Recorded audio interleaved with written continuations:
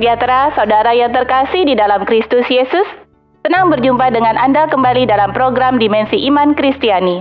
Menggali Alkitab, mengkritisi setiap pengajaran adalah sikap bijak dan pintar orang percaya.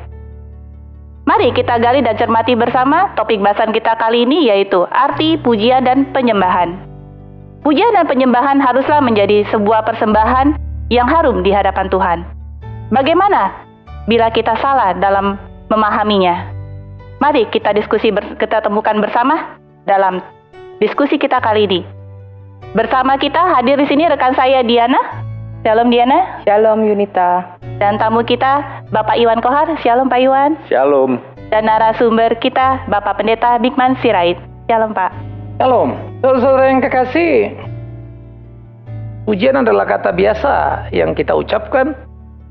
Penyembahan warna-warni yang selalu mewarnai tiap kali kita pergi beribadah ataupun apa yang kita sebut dengan persekutuan. Tapi apa sejatinya? Ini memang seringkali jadi problem.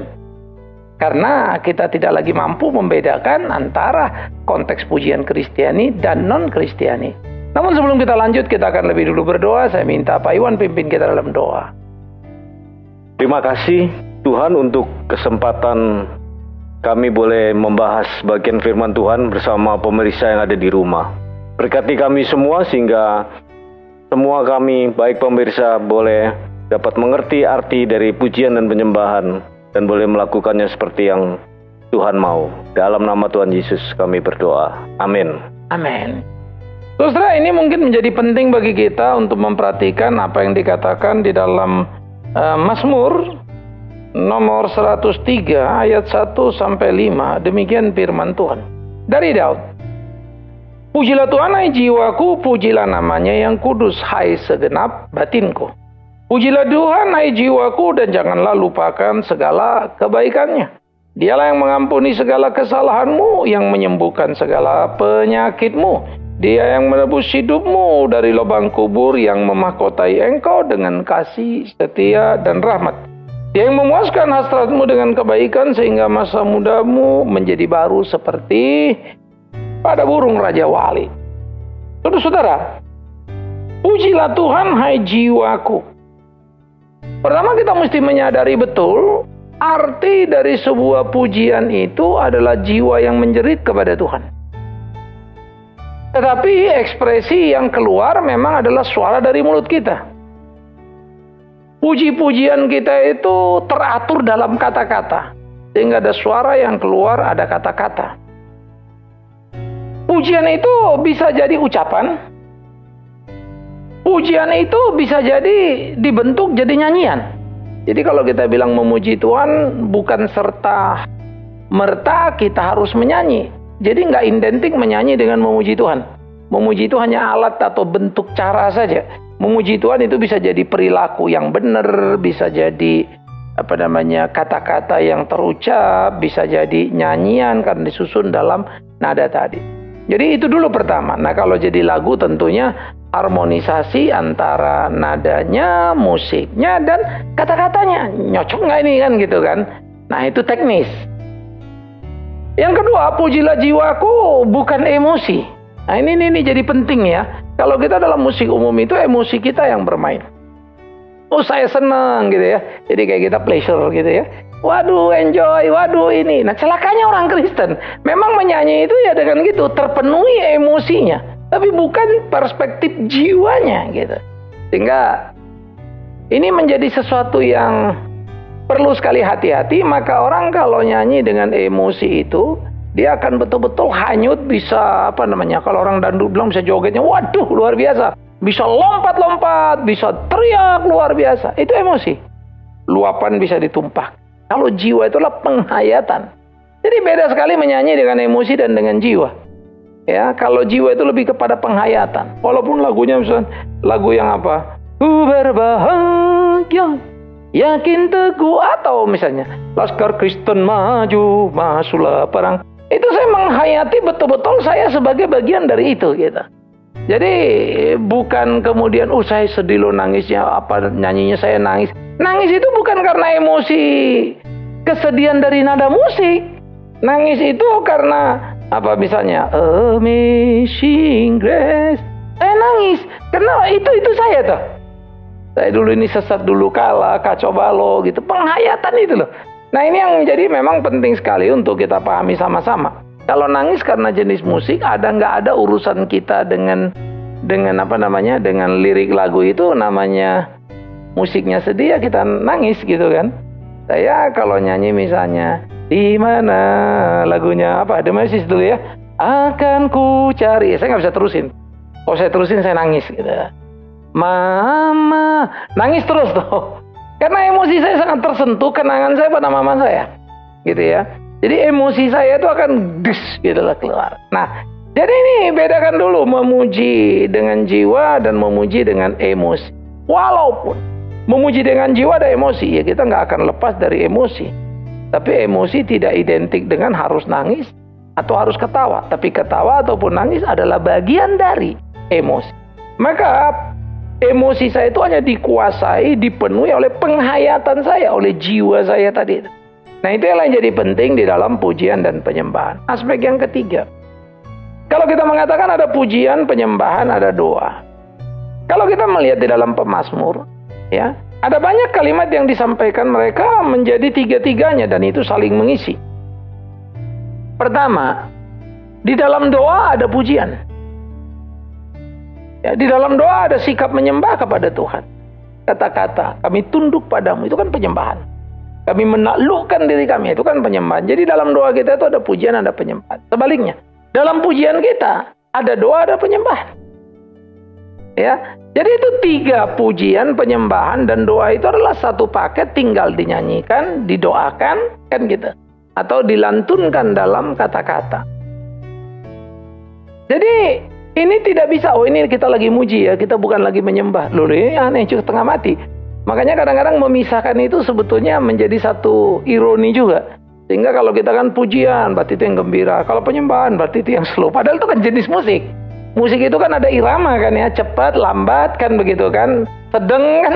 Itu kok jadi penyembahan ini, pujian ini. Itu jenis musik, cepat, lambat atau terus. Tetapi tiga itu ada dalam komponen yang tidak terpisah. Doamu, pujian, penyembahan, itu satu kesatuan yang inti. Nah, jadi itulah arti pujian penyembahan yang mau kita sebutkan di sini. Bagaimana di dalam apa yang kita lantunkan atau kita nyanyikan kalau itu penyanyi, apa yang kita katakan kalau itu kata-kata, apa yang kita naikkan kalau itu menjadi doa, maka di dalamnya ada pujian, penyembahan, dan apa namanya tadi ya, doa. Misalnya, Bapa kami yang di sorga, kuduskanlah namamu. Ya, datanglah kerajaanmu, kan gitu. Karena engkaulah yang punya kerajaan, kemuliaan, kekuasaan. Itu kan memuji dia, memohon kepada dia, menaklukkan diri pada dia. Semua itu ada. Ya. Nah karena itu kalau kamu doa, jangan Tuhan kami berdoa, saya butuh ini, butuh ini. Waduh, semua tentang kau. Itu bukan doa lagi tuh. Itu sudah jadi keluh kesah nanti itu. Atau jadi kerakusan itu. Nah ini yang hati-hati sekali. Nah jadi tolong bisa kita bedakan. Kita lagi memuji, memuliakan Tuhan karena ungkapan syukur seperti yang dikatakan tadi dalam Mazmur Daud kan, bahwa Tuhan itu baik ya, bahwa Tuhan itu mengampuni kesalahannya, bahwa Tuhan itu menyembuhkan sakit kita, bahwa Tuhan itu menebus hidup kita, bahwa Tuhan itu memahkotai kita, bahwa Tuhan itu memuaskan hasrat kita dengan kebaikan. Keren ya. Sehingga masa mudamu menjadi baru seperti burung Raja Wali. Artinya gairah dan semangat orang yang mengenal Tuhan. Itulah membuat dia terus memuji-muji nama Tuhan. Ya, gambarnya kayak Raja Wali. Gitu. Bagaimana Pak dengan satu pemahaman bahwa kalau kita memuji itu dengan suara, kalau menyembah dengan roh Pak? Apakah benar bahwa memuji dan menyembah ini dua hal yang berbeda gitu? Tadi Mazmur Daud jelas ya. Dari Daud, pujilah Tuhan hai jiwaku, bukan hai mulutku ya. Ya. Maka kalau kita melihat di dalam bagian ini, kita memandang bagaimana dia melakukan segala sesuatu di dalam kehidupan itu. Dia tidak sedang berbicara. Nah ini ada sedikit memang masalah di dalam berteologi. Ada orang yang percaya kepada trikotomi. Manusia itu dari tubuh, jiwa, roh. Sehingga tubuh itu mulut, tadi itu buat memuji. Lalu roh itu buat menyembah. Jadi saya akan bilang kalau gitu tubuh bisa bulat, dosa, nanti roh buat hubungan sama Tuhan. Enak bener ya. Cuma kok jadi amburadul kacau balau nggak karu-karuan. Lalu nanti ada trikotomi, jadi tubuh dan jiwa. Padahal kalau kita menelusuri seluruh Alkitab itu totally, tubuh jiwa roh itu hanya muncul 2 kali saja dalam kitab suci. Dan salamnya Paulus tidak membicarakan struktur tubuh manusia, dan itu memang dipengaruhi oleh pemikiran Platonistik sebelum kekristenan. Plato berkata manusia itu terdiri dari 3 bagian, yaitu rasio yang paling tinggi, lalu moral nomor 2, nafsu nomor 3. Nah, kemudian nanti apa yang disebut sebagai rasio itu ditaruh roh, begitu. Lalu apa yang disebut sebagai moral itu adalah jiwa tadi, pikiran, kemauan, perasaan. Lalu apa yang ditaruh sebagai nafsu itu adalah tubuh, panca indera, begitu kan.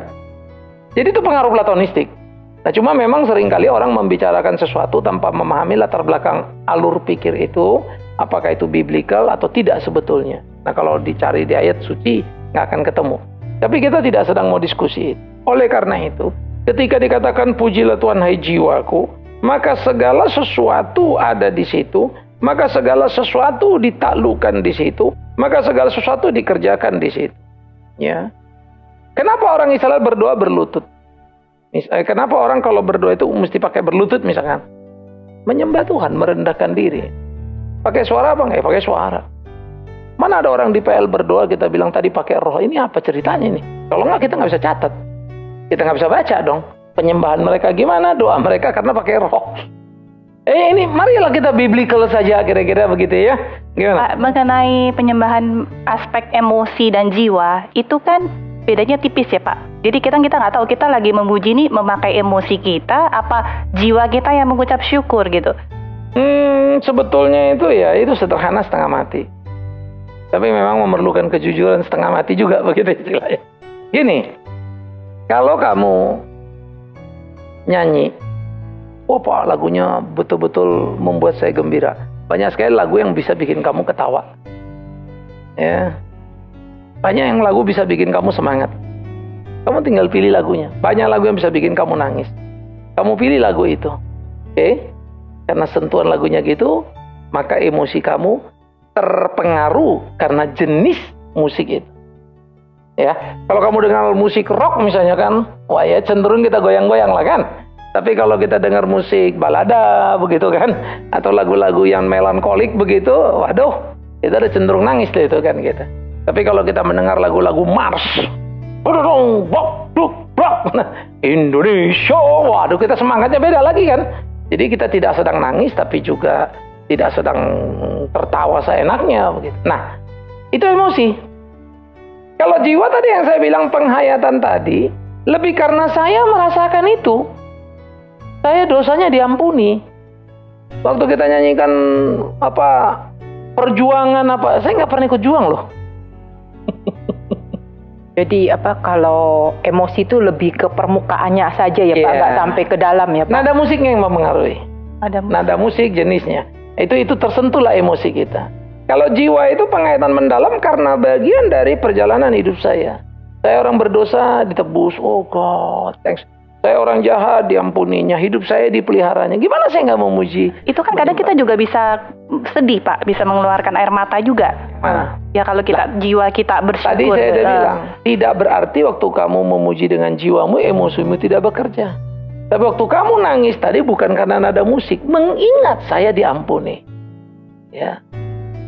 Saat aku dulu kala, lalu saya ingat, waduh nangis saya. Jadi lebih ke ini ya Pak, kalau misalnya emosi itu sesaat ya Pak, kalau jiwa tuh walaupun nggak dengar lagi kita tetap merenungkannya. Betul, tertinggal di dalam batin kamu. Kamu udah nggak nyanyi nih, tapi dia membekas di situ. Nah, itu sebab orang yang memuji dengan jiwa itu kualitas hidupnya kelihatan. Di gereja sama luar gereja sama. Kalau kamu nyanyi dengan emosi, udah pindah itu. Nah, yang kedua yang perlu tadi mungkin agak saya tajamkan sedikit. Ketika kamu menyanyi dengan emosi, tidak perlu itu ada urusannya dengan kamu nangis. Ya. Nah, misalnya mama, kamu cuma teringat mama kamu, nggak ada urusan sebetulnya. Artinya kamu nggak jahat, nggak baik, cuman ya lagunya begitu sih, jadi nangis gitu kan. Nanti tapi ada lagu kan, mama marilah, gitu. Jadi kamu ketawa gitu. Sebetulnya kamu mama ini ketawa apa nangis sih kan, kurang lebih gitu kan.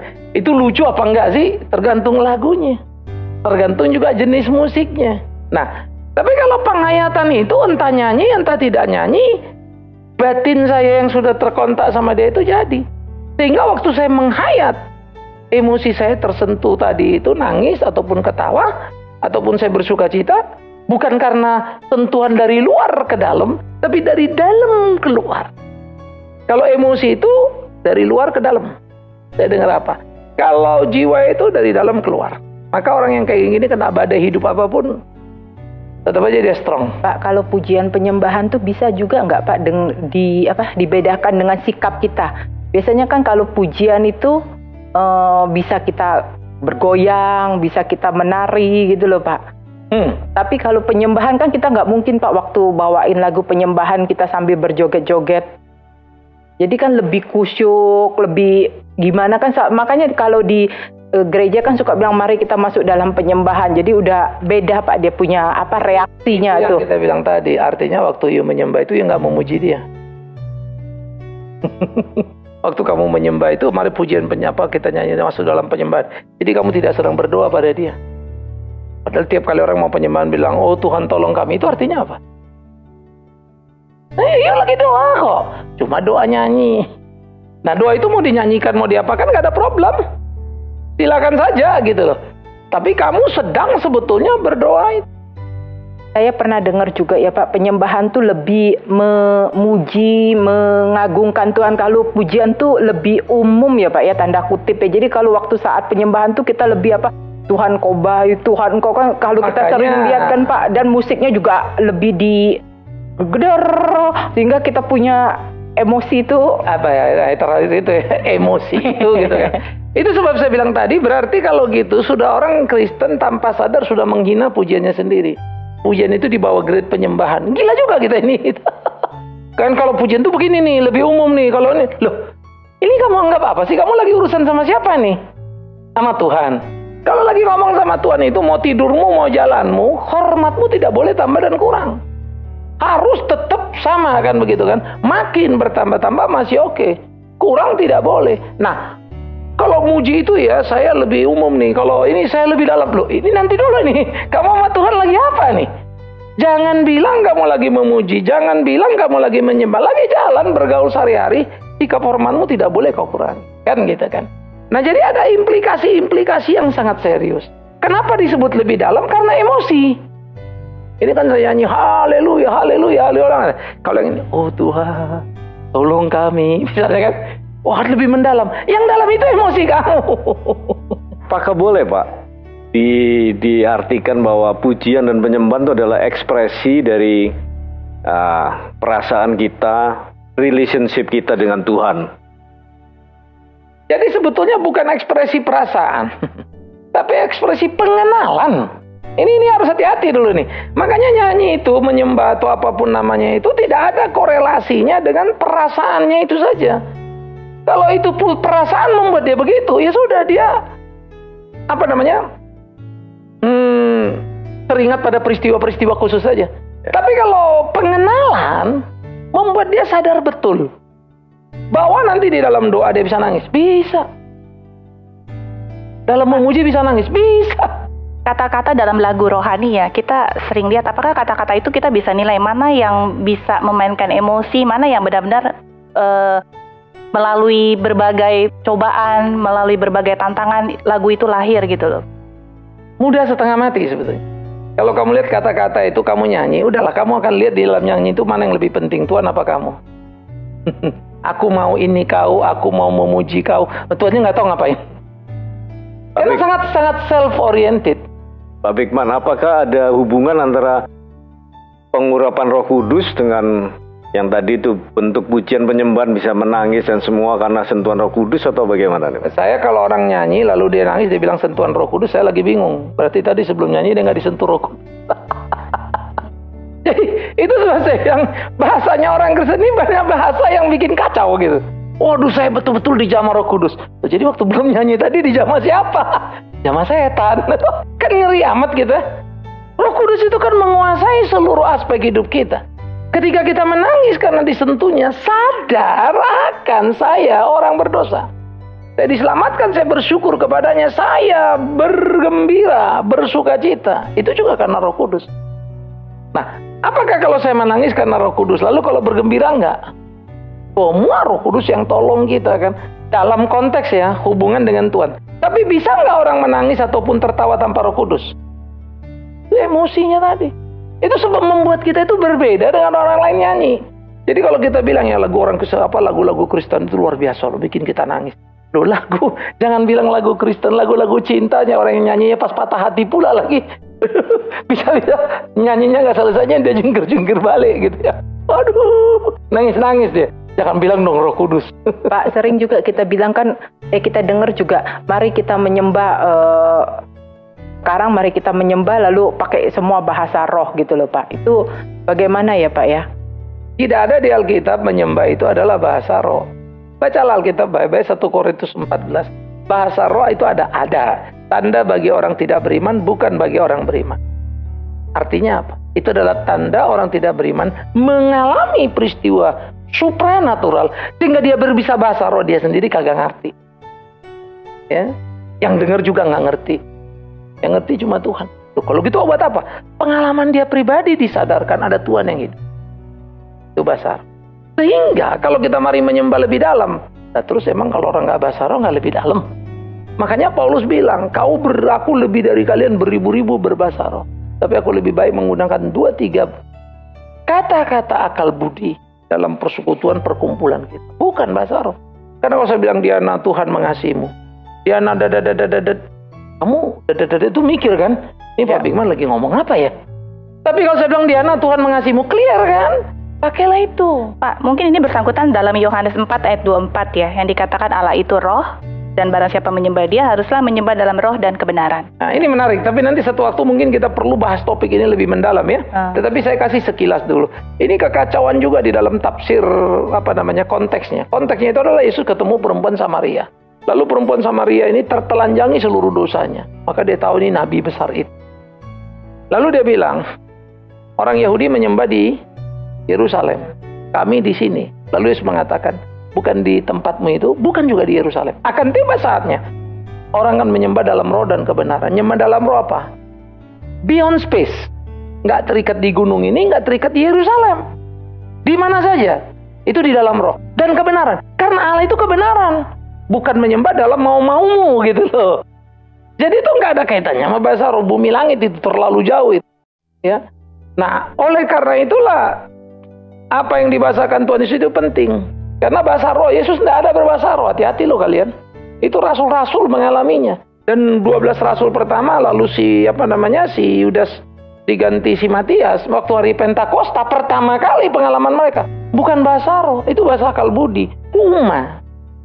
Bukan bahasa mereka, bahasa bangsa-bangsa lain. Itu beda tuh. Ya, jadi bahasa roh itu lebih bawah. Nah mereka nggak perlu ngalamin. Kenapa? Karena mereka udah bener. Yang ngalamin siapa? Orang di Samaria. Memang nggak bener. Orang nggak beriman. Di Efesus orang nggak beriman. Pasal 15 itu kan. Atau si Cornelius memang orang Roma. Itu clear sekali diikuti 3 peristiwa. Lalu Paulus sama. Paulus itu pembunuh murid Yesus.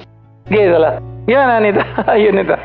Sayang ya waktunya sudah tidak mencukupi ya. Menarik bagi kita untuk membicarakan arti dan pujian penyembahan ini. Mungkin Pak Biman bisa memberikan kita kesimpulan? Jadi seperti yang sudah kita bicarakan tadi, pertama mesti diingat, pujian dan penyembahan bukan 2 kata terpisah. Doa, pujian, penyembahan itu satu paket. Di dalam doa kamu memuji dia ya, dan menyembah dia. Dalam penyembahan itu kamu juga berdoa dan mohon pada dia dan memuji dia dan seterusnya. Jadi jangan dipilah ini. Yang kedua, memuji, menyembah dan berdoa itu banyak bentuknya. Bisa dinyanyikan, bisa dipuisikan, terserahlah mau dibikinnya bentuk apa. Ya, jadi itu dulu yang mesti kita pahami. Kalau Mazmur itu dibaladakan itu. Ya, seringkali tanpa musik. Ya. Baru aspek yang ketiga, orang itu memuji dengan jiwanya, bukan emosinya. Tapi emosi itu pasti tersentuh oleh jiwa. Jadi penghayatan itu menyentuh emosi sehingga saya nangis atau saya bersukacita. Tapi bukan emosi itu yang membuat saya nangis atau sukacitanya. Penghayatan tadi, aduh Tuhan baik, saya dosa ditebus. Kan emosi saya tersentuh, nangis dong. Kalau yang tadi itu lain. Waduh, ini lagunya enak loh, saya jadi gini, nangis atau seneng gitu kan. Nah, yang ketiga, yang namanya memuji, menyembah, berdoa pada Tuhan itu dari dalam keluar. Karena saya udah disentuh. Kalau emosi itu dari luar ke dalam. Kalau kamu nonton film lawas, saya jamin kalian ketawa. Tidak perlu kamu menunggu sentuhan Roh Kudus untuk ketawa. Ya, jadi saya pikir ini yang memang perlu hati-hati kita jaga dan supaya kita bisa membedakannya. Begitu. Oke, saudara-saudara, saya sebetulnya masih pengen ngobrol panjang begitu ya, tetapi waktu juga. Jadi saya minta Diana untuk tutup dalam doa. Tuhan Yesus, terima kasih untuk hari ini sehingga kami dapat belajar pujian dan penyembahan lebih benar lagi. Tolong kami selalu Roh Kudus agar kami dapat menjadi pelaku firman yang benar. Dalam nama Tuhan Yesus Kristus. Amin. Amin. Sampai ketemu saudara-saudara. Shalom. Shalom.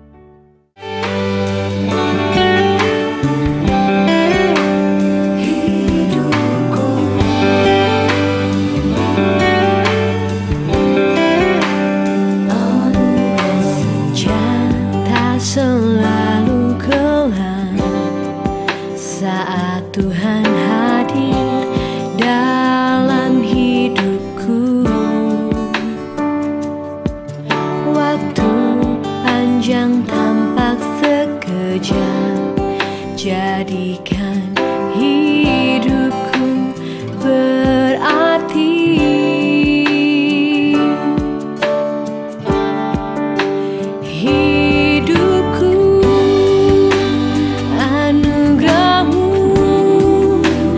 Jadikan hidupku pengabdian untukmu. Hidupku anugerahmu,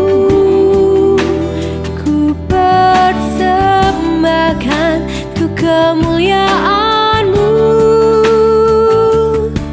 Setia mengabdi, melayanimu di sepanjang hidupku.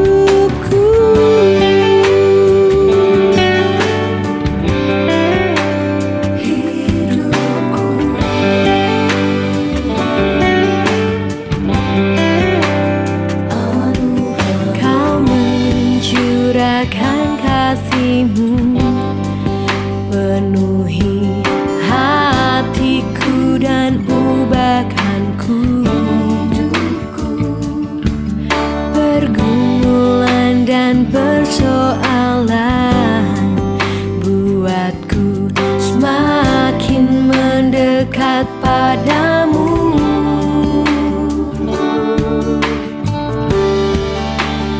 Hidupku anugerahmu, jadikan hidupku pengabdian untukmu. Hidupku anugerahmu, ku persembahkan untuk kemuliaanmu. Setia mengabdi, melayanimu di sepanjang hidupku.